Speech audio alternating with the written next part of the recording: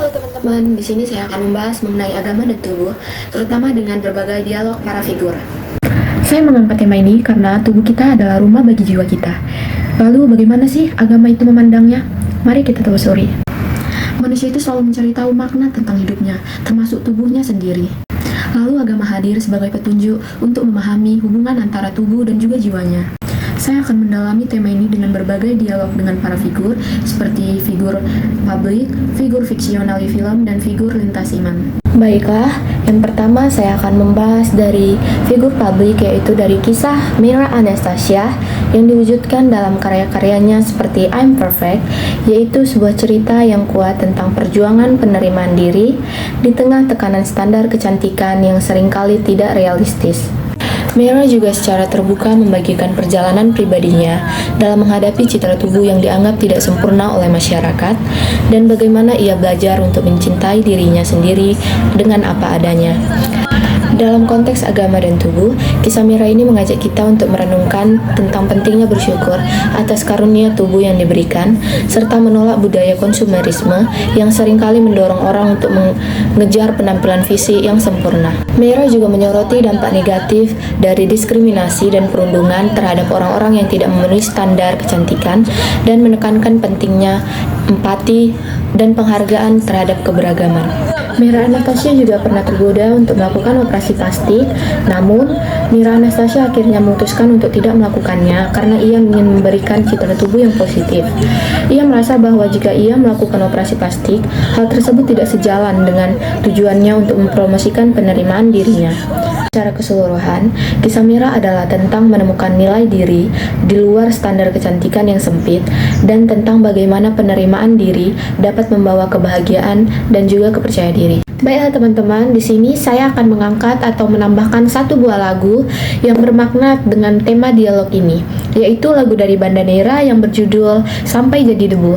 Lagu ini tuh menyimbolkan bahwa tubuh manusia mempunyai banyak batasan dan lagu ini menjadi pengingat bahwa tubuh hanyalah wadah sementara bagi jiwa yang sama seperti pandangan banyak agama yang menekankan pentingnya persiapan diri untuk kehidupan setelah kematian dan akan kembali kepada asalnya.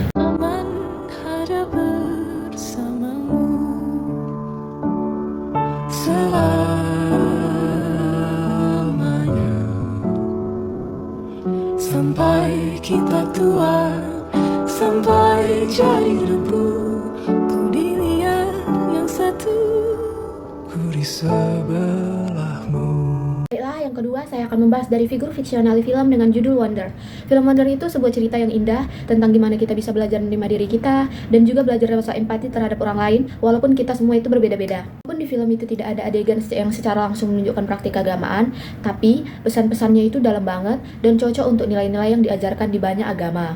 Utamanya yaitu Augie Pullman, seorang anak laki-laki yang lahir dengan perbedaan fisik yang kelihatan sekali. Augie ngajarin kita buat ngelihat keindahan yang ada di balik penampilan luar seseorang. Dia nunjukin kalau setiap orang itu punya keunikan masing-masing, dan itu adalah sesuatu yang berharga. Konsep ini sejalan banget dengan keyakinan banyak agama yang percaya kalau semua manusia itu ciptaan Tuhan yang punya nilai dan martabat yang sama. Ini juga ngasih tahu kita betapa jahatnya perbuatan bullying, apalagi kalau targetnya adalah orang-orang yang punya perbedaan fisik. Tindakan kayak gitu jelas-jelas bertentangan sama nilai-nilai moral agama yang ngajarin kita buat saling menghormati dan juga melindungi sesama manusia. Jadi, Wonder ini bukan cuma hanya sekedar film biasa atau hiburan biasa, tapi ini juga sebagai refleksi untuk kita mendalami tentang nilai-nilai kemanusiaan yang universal yang berlaku buat semua orang tanpa peduli agama, keyakinan, ataupun yang lainnya. Yang terakhir saya akan membahas dari figur lintas iman dengan tokoh Paus Fransiskus. Paus Fransiskus sebagai pemimpin umat Katolik sedunia seringkali menyampaikan pandangannya yang mendalam tentang hubungan antara agama dan juga tubuh. Baginya, tubuh manusia adalah karunia suci dari Tuhan, sebuah anugerah yang harus dihormati dan juga dirawat. Dan Paus Fransiskus sendiri menjadi sebuah gambaran nyata bahwa tubuh manusia memiliki keterbatasan. Paus Fransiskus diketahui hanya memiliki satu paru-paru. Hal ini dikarenakan beliau mengidap penyakit pneumonia yang parah saat berumur 21 tahun yang menyebabkan sebagian paru-paru kanannya diangkat. Walaupun memiliki kondisi seperti itu, Paus Fransiskus tetap menjalankan tugasnya. Menantang pandangan agama yang dianggap mengekang ekspresi cinta, terutama kepada kelompok LGBT. Lagu ini juga bisa dipandang sebagai pembelaan terhadap kebebasan manusia dan ajakan untuk melihat tubuh dan cinta sebagai sesuatu yang bermakna dan perlu dihargai. Terima kasih.